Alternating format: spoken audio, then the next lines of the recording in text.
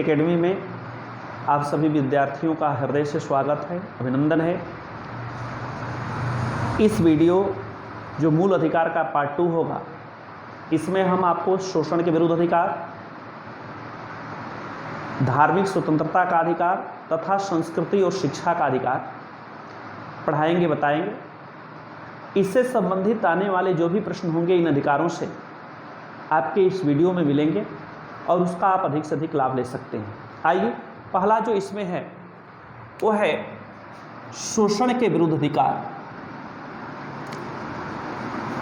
शोषण के विरुद्ध अधिकार, यह है अनुच्छेद 23 से 24 तक। देखें, इसमें दो अनुच्छेद हैं। अनुच्छेद पहला है 23, दूसरा है 24।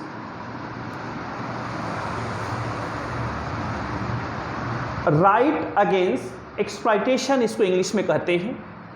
अनुच्छेद 23 में बड़ों से संबंधित शोषण के बारे में है, अनुच्छेद 24 से बच्चों से संबंधित शोषण के बारे में।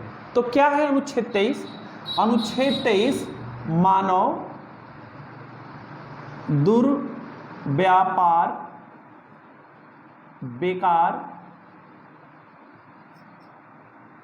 बलात्, श्रम का निषेध करता है। यानी राज्य द्वारा, जैसा आपको अनुच्छेद 12 में बताया है, राज्य शब्द व्यापक है। राज्य शब्द के अंदर संसद या केंद्र सरकार, राज्य विधानमंडल या राज्य सरकार, स्थानीय गवर्नमेंट, स्थानीय शासन भी आते हैं। तो यह अनुच्छेद मानव दुर्व्यवहार, यहां बेगार और बलात् श्रम का निषेध करता है। यानी किसी भी स्थिति में कोई किसी से बलपूर्वक कार्य नहीं कर सकता। और दुर्व्यापार एक व्यापक शब्द है। क्या है? यह दास दासी पर रोक लगाता है, महिलाओं बच्चों के शोषण पर रोक लगाता है। यही नहीं, बल्कि वेश्यावृत्ति पर भी रोक लगाता है। इस तरह से वो सारे व्यापार जो थे, क्रय विक्रय जो थे, मनुष्यों को उस पर रोक यह लगाता है, निषेध करता है। अनुच्छेद 24 क्या है? ये कहता है कि 14 वर्ष से कम उम्र के बच्चों को किसी खतरनाक कार्य में, किसी खतरनाक कार्य में नहीं लगाया जा सकता।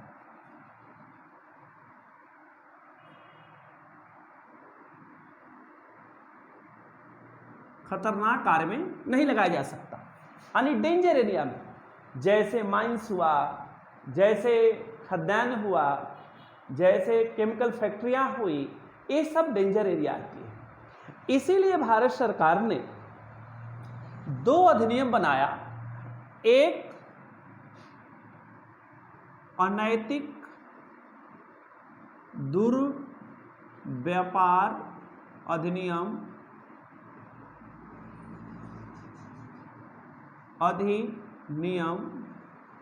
1956, दूसरा बाल श्रम अधिनियम 1976। इसके तहत मनुष्यों के क्रय विक्रय इत्यादि से संबंधित रोक लग गए और बालकों के श्रम अधिनियम यानी उन्मूलन से संबंधित अधिनियम बना, जो अपराध की श्रेणी में माना गया। यही नहीं, इसी बच्चों को उद्धार के लिए कैलाश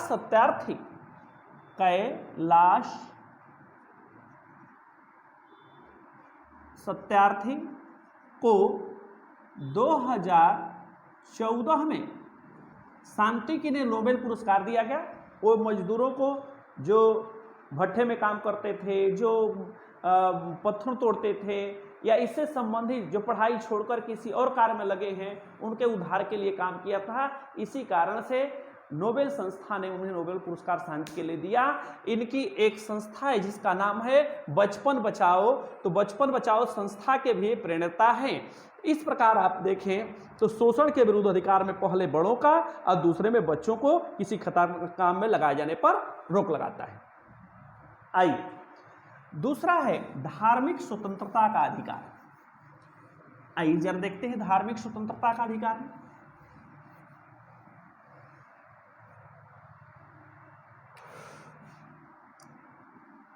धार्मिक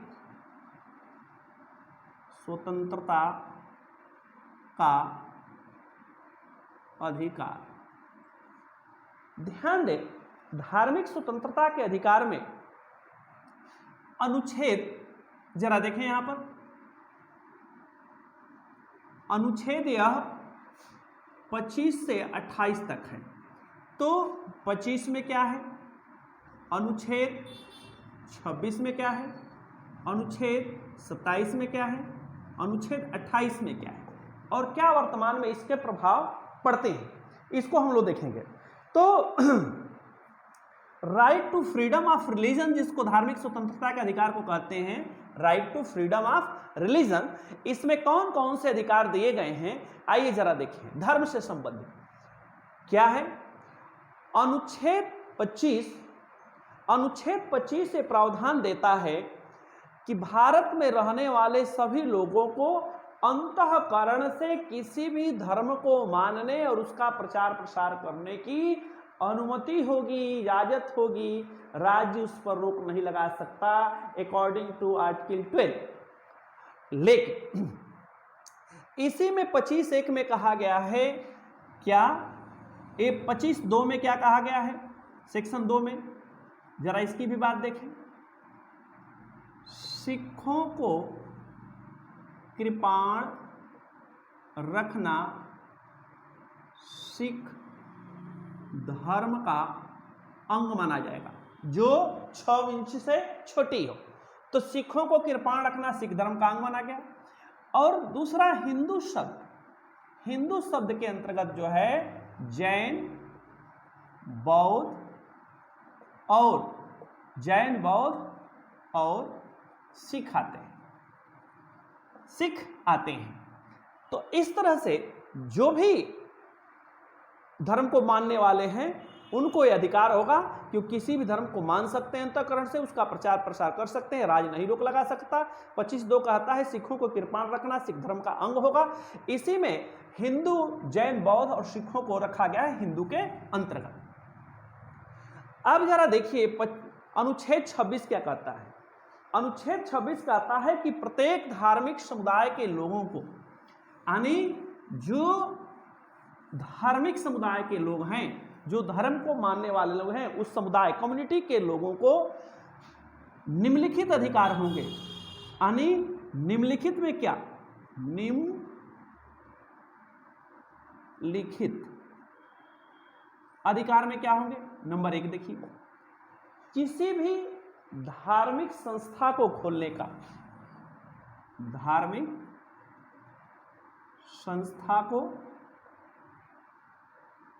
खोलने का। दूसरा,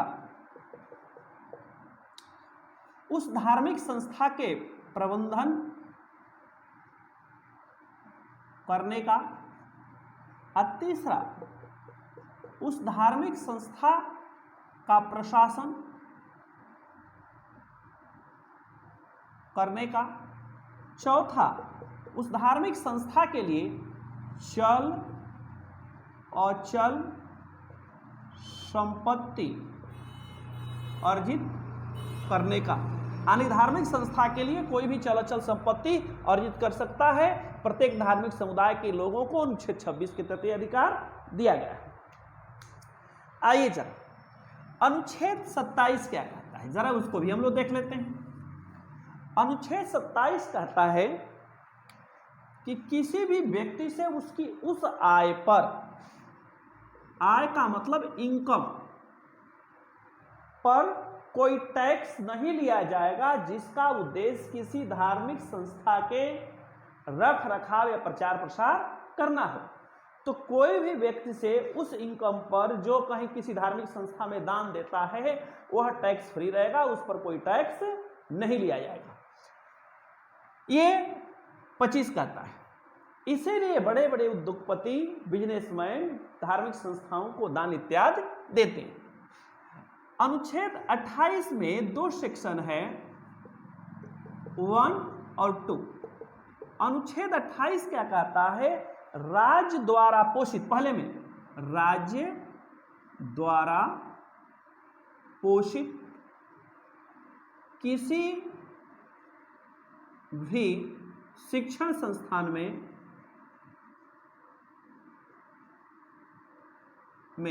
धर्म विशेष की शिक्षा नहीं दी जाएगी। यानी राज्य द्वारा पोषित किसी भी शिक्षण संस्थान में धर्म विशेष की शिक्षा नहीं दी जाएगी। लेकिन सेक्शन 2 कहता है कि राज्य द्वारा पोषित उस शिक्षण संस्थान में धार्मिक शिक्षा दी जाएगी जिसका उद्देश्य किसी धर्म को बढ़ावा देना हो। यानी जिसका उद्देश्य किसी धर्म को बढ़ावा देना हो उसको शिक्षा दी जाएगी। ध्यान रहे, यहां धार्मिक शिक्षा से तात्पर्य क्या है?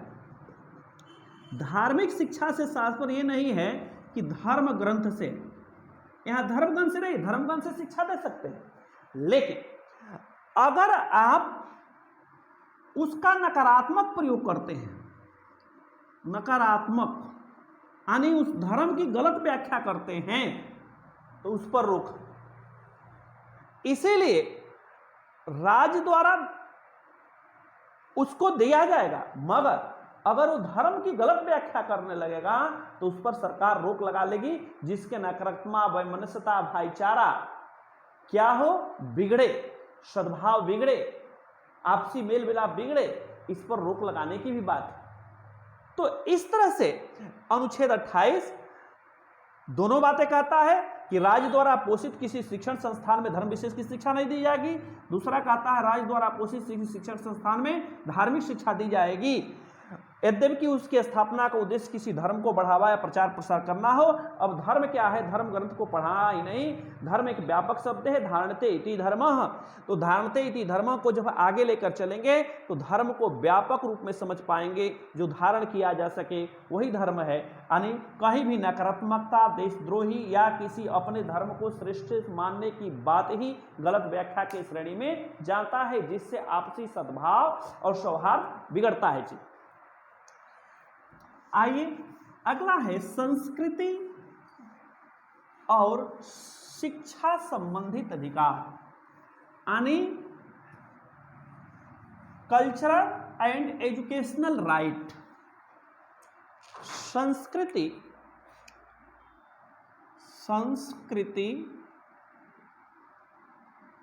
और शिक्षा संबंधी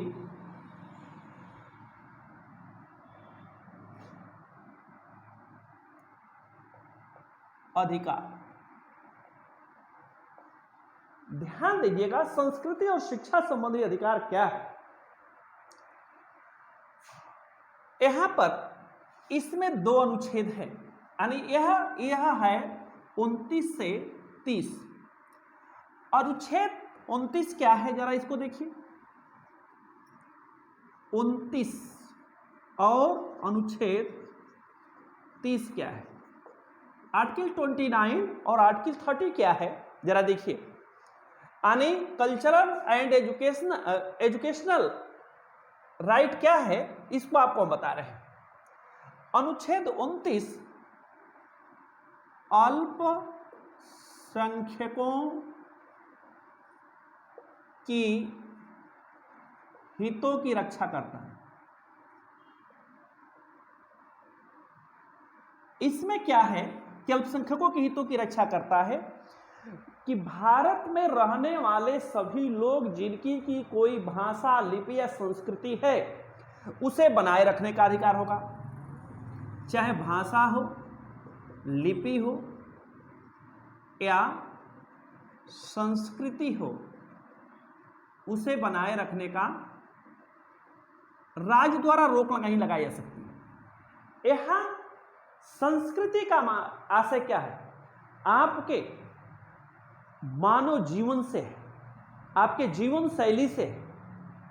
इसके अंतर्गत, जीवन शैली के अंतर्गत आपका लोक नृत्य, लोक गायन, पहनावा ओढ़ावा, यही नहीं बल्कि त्योहार भी आते हैं, जैसे बिहू, झूमर, ये सब लोकल गीत है। भोजपुरी, कजरी हमारे यहाँ बनारस में, मिर्जापुर में, ये लोकल आते हैं, ये संस्कृत के अंतर्गत आते हैं, कल्चर के अंतर्गत आते हैं जी। तो उसको बनाए रखने का अधिकार होगा। यही नहीं, दूसरा इसका सेक्शन कहता है, ये तो पहला हुआ, दूसरा 29 का कहता है, राज्य द्वारा धर्म, जाति, वंश के आधार पर किसी शिक्षण संस्थान में प्रवेश से वंचित नहीं किया जा सकता। प्रवेश से वंचित नहीं किया जा सकता, किसी शिक्षण संस्थान में प्रवेश से वंचित। अब 30 क्या कहता है जरा देखिए।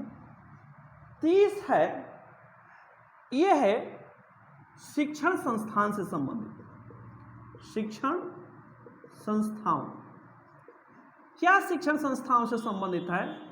अनुच्छेद 29 अल्पसंख्यक वर्ग के लोगों को, अल्पसंख्यक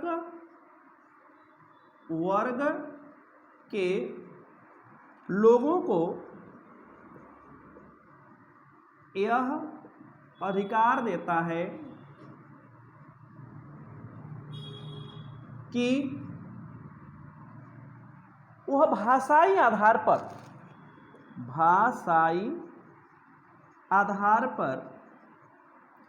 कोई भी शिक्षण संस्थान खोल सकते हैं। शिक्षण संस्थान खोल सकते हैं भाषा के आधार पर। अल्पसंख्यक वर्ग के लोगों को अधिकार देता है कि भाषाई आधार पर कोई भी शिक्षण संस्थान खोल सकते हैं। इसमें दूसरा कहा गया है कि राज्य अनुदान देने में, ध्यान रखिए, अनुदान देने में इस आधार पर भेदभाव नहीं कर सकती कि ये शिक्षण संस्थान अल्पसंख्यक वर्ग द्वारा खोला गया है, अल्पसंख्यक वर्ग के लोगों द्वारा खोला गया है, यानी किसी प्रकार का अनुदान देने में भेदभाव नहीं कर सकती। यद्यपि संविधान में अल्पसंख्यक को कहीं परिभाषित नहीं किया गया है, ध्यान रहे, संविधान में अल्पसंख्यक को कहीं परिभाषित नहीं किया गया है।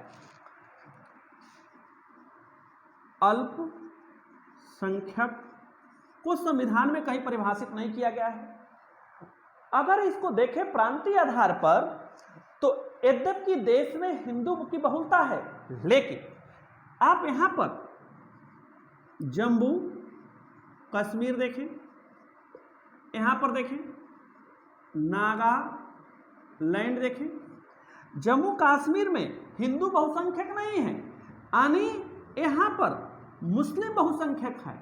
अल्पसंख्यक कौन है? हिंदू है। नागालैंड में हिंदू बहुसंख्यक नहीं है, ईसाई बहुसंख्यक है, लेकिन अल्पसंख्यक कौन है? हिंदू है। ऐसे ही लक्षद्वीप में अगर देखें तो हिंदू बहुसंख्यक नहीं है, वहां पर मुस्लिम बहुसंख्यक है। तो ये कहीं भी परिभाषित नहीं किया गया है कि अल्पसंख्यक क्या है। हाँ, वर्तमान में अल्पसंख्यक के अंतर्गत निम्नलिखित धर्म के लोग आते हैं। क्या? मुस्लिम, बौद्ध, पारसी, सिख,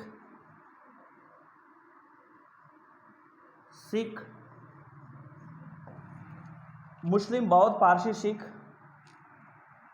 जैन, ईसाई, ये 6 रिलीजन के लोग अल्पसंख्यक में आते हैं। मुस्लिम, बौद्ध, पारसी, सिख, जैन, ईसाई। ये 2014 में जैनों को 2014 में अल्पसंख्यक का दर्जा दिया गया। इसके पहले वो हिंदू के अंतर्गत आते थे। अब जरा आइए दोनों में अंतर देखिए।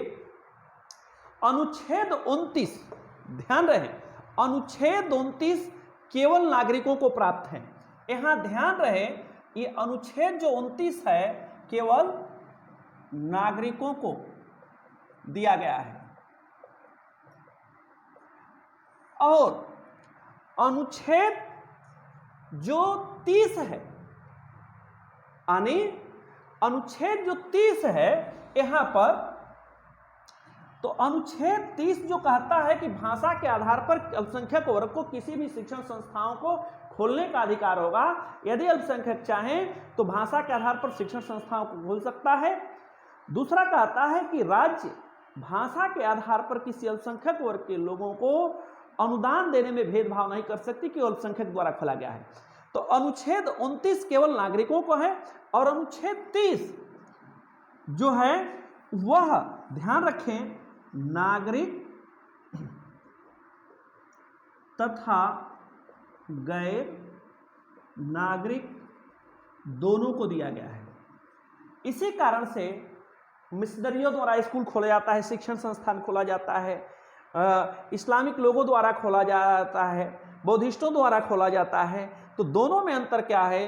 अनुच्छेद 29 केवल नागरिकों को, अनुच्छेद 30 नागरिक और गैर नागरिक को दोनों को दिया गया है। वर्तमान में अल्पसंख्यक के अंतर्गत 6 रिलीजन आते हैं, मुस्लिम, बौद्ध, पारसी, सिख, जैन, ईसाई इत्यादि। इस तरह से संस्कृति और शिक्षा का अधिकार भी समाप्त होता है। यदि वीडियो अच्छा लगता है तो आप इसे अधिक से अधिक लाइक करें, सब्सक्राइब करें, शेयर करें, ताकि अधिक से अधिक विद्यार्थी इसका लाभ ले सकें। आप सभी को बहुत बहुत धन्यवाद।